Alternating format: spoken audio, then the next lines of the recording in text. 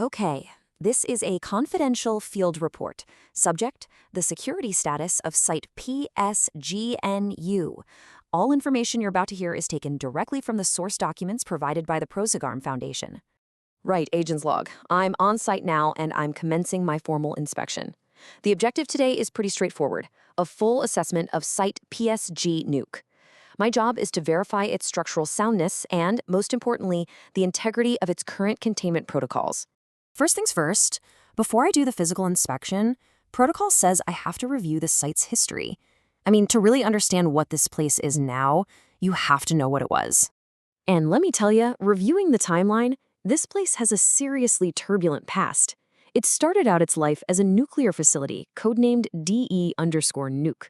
As you can imagine, it was a high-value target during a lot of past conflicts. But then everything changed. The files are heavily redacted, but they all point to one critical event, something called the Resonance Cascade.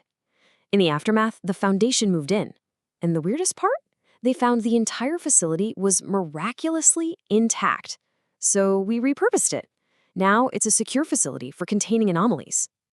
You know, the visual contrast is just stark.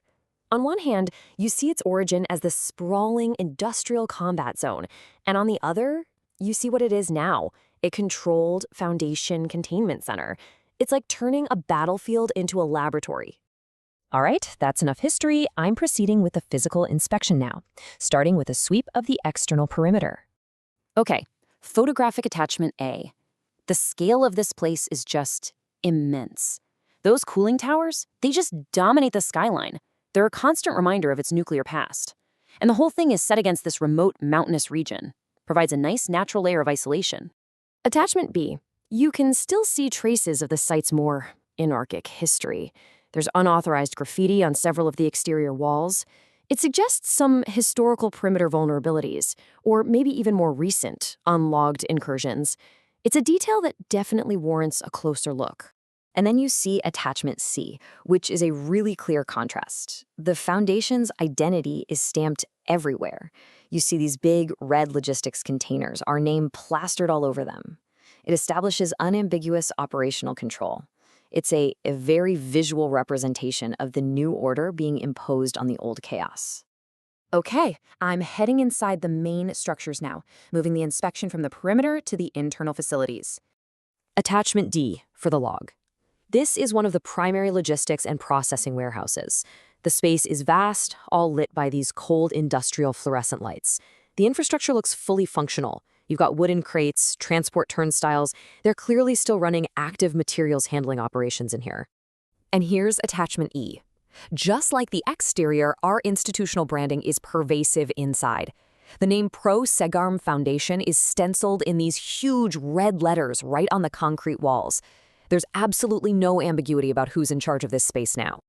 Now for attachment F. This shows the secondary storage zones. My assessment confirms the high-resistance metal mesh fencing is fully intact. It's properly securing all these palletized wooden crates on their raised concrete platforms.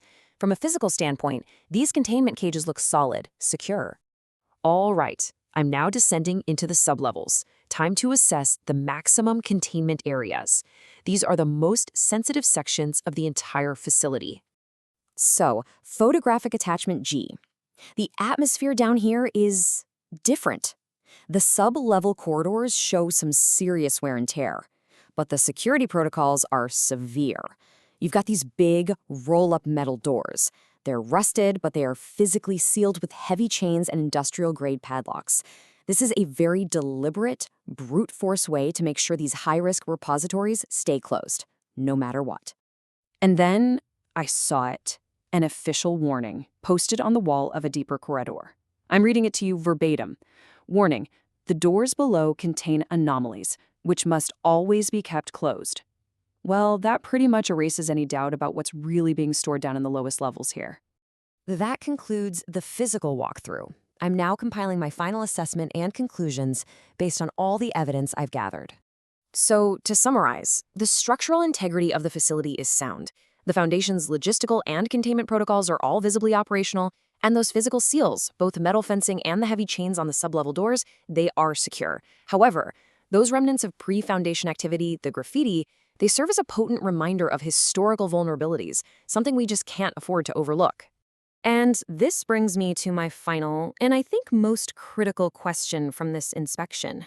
With such a volatile history, and with contents that are confirmed to be anomalous, is the containment at site PSG Nuke truly guaranteed? The structure itself has been preserved, yes. The foundation has imposed order. But the echoes of the past, of all that conflict, of that resonance cascade, they're loud down here. They suggest that nothing here can or maybe should be considered permanent. End of report.